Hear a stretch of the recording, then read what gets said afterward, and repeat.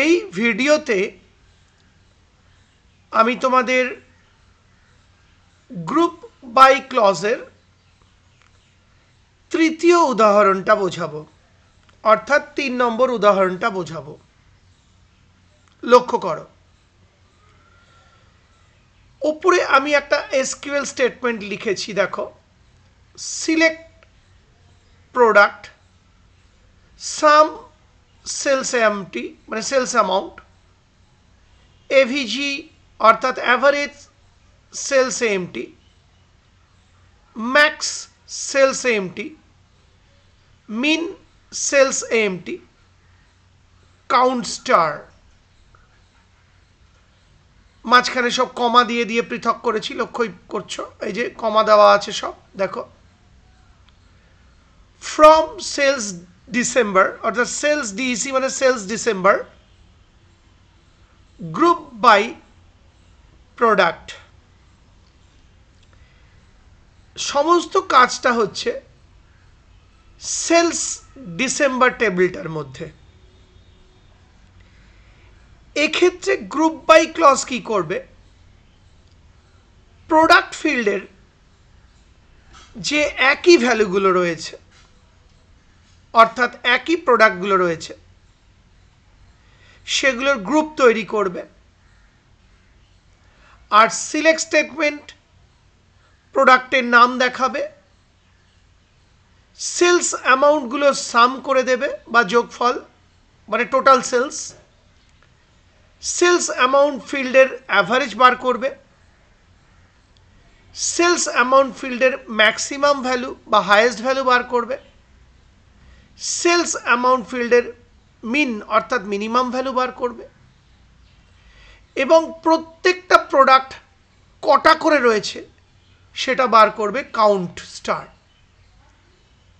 তার মানে আমরা প্রত্যেকটা গ্রুপের নাম দেখতে পাবো, মোট কত টাকার জিনিস বিক্রি হয়েছে দেখতে পাবো, গড়ে কত টাকার জিনিস বিক্রি হয়েছে দেখতে পাবো, সবচেয়ে বেশি বিক্রির পরিমাণটা দেখতে পাবো, সবচেয়ে কম বিক্রির পরিমাণটা দেখতে পাবো, আর প্রত্যেকটা প্রোডাক্ট কটা করে রয়েছে দেখতে পাবো।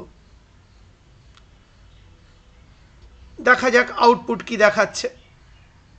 দেখো, মাইক্রো, এই যে আউটপুট দেখাচ্ছে দেখতে পাচ্ছ চোখের সামনে, micro oven sum of sales amount this, তার মানে মাইক্রো ওভেন মোট এত টাকার বিক্রি হয়েছে ডিসেম্বর মাসে, অ্যাভারেজ এত টাকার বিক্রি হয়েছে ডিসেম্বর মাসে, হাইয়েস্ট বিক্রি হয়েছে এত টাকার,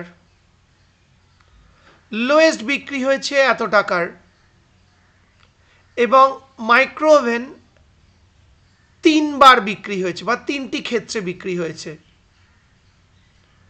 সিমিলারলি মিক্সার গ্রাইন্ডার মোট বিক্রি হয়েছে ডিসেম্বর মাসে এই টাকা, অ্যাভারেজ বিক্রি হয়েছে এই টাকা, হাইয়েস্ট বিক্রি বা হাইয়েস্ট সেলস হয়েছে এই টাকার, মিনিমাম সেলস বা সবচেয়ে কম বিক্রি হয়েছে এই টাকার, এবং মিক্সার গ্রাইন্ডার 2টো বিক্রি হয়েছে।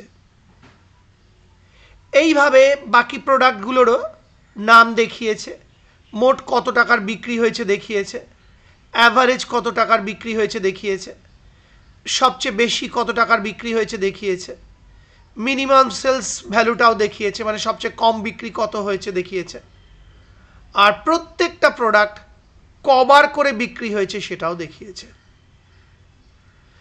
তার মানে এই যে সেলস ডিপার্টমেন্ট টেবিলটা তলে আমি দেখিয়ে রেখেছি, দেখো সেলস ডিপার্টমেন্টের ডেটাগুলো, তার পুরো তুমি সামারি পেয়ে গেলে এইখানটায়। অর্থাৎ কোনো টেবিল থেকে যদি এরকম সামারি রিপোর্ট তৈরি করতে হয় বা রিপোর্ট তৈরি করতে হয়, তাহলে সবচেয়ে ভালো উপায় গ্রুপ বাই ক্লজ ব্যবহার করা। কারণ গ্রুপ বাই একই ফিল্ডে একই ভ্যালুগুলোকে গ্রুপ করে দেয়, আর সেই গ্রুপ থেকে আমরা sum, average, maximum value, minimum value, count মানে মোট কটা করে রয়েছে, সব পেয়ে যেতে পারি। উত্তরগুলো ঠিক আছে কিনা তোমরা এই এসকিউএল স্টেটমেন্টটা দেখে মিলিয়ে নিতে পারো। আমি আর সময় নষ্ট করছি না, নিশ্চয়ই উত্তর ঠিক হয়েছে আমি জানি, তোমরা মিলিয়ে নিতে পারো। আশা করি বুঝতে পারলে। সেই সঙ্গে আমার এই ভিডিওটি অর্থাৎ গ্রুপ বাই ক্লজ ব্যবহার করে তৃতীয় ভিডিওটি অর্থাৎ তৃতীয় এক্সাম্পলটি শেষ হলো।